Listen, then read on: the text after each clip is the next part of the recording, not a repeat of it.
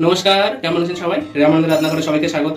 আজকে রেসিপি হচ্ছে মাটন কষা। এখানে দেখুন মাটনটাকে ধুয়ে ভালো করে নুন আর হলুদ মাখিয়ে রেখে দিয়েছি। ওখানে পেঁয়াজ কুচি নিয়েছি, 500 গ্রাম মাটন নিয়েছি, আর ওখানে পেঁয়াজ নিয়েছি হচ্ছে 250, টমেটো কুচি, লঙ্কা কুচি, আদা বাটা, রসুন বাটা, আর এখানে গোটা গরম মশলা, আর এখানে হচ্ছে গোটা গরম মশলাকে আপনার হচ্ছে বেটে নিয়েছি শেষে দেওয়ার জন্য। আর বিভিন্ন মশলা রয়েছেই। চলুন পরবর্তী পর্যায়ে চলে যাবো।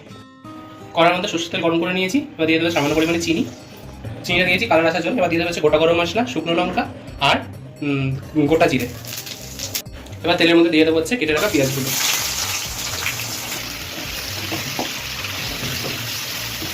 এবার দিয়ে দেবো টমেটো আর কাঁচা লঙ্কা কুচি।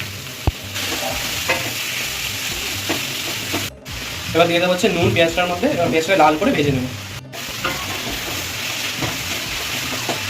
পেঁয়াজটা লাল করে ভেজে নিয়েছি। এবার দিয়ে দেবো এর মধ্যে আদা রসুন বাটা। এবার দেবো হচ্ছে হলুদ গুঁড়ো, লঙ্কার গুঁড়ো, জিরের গুঁড়ো, ধনের গুঁড়ো। এবার মশলা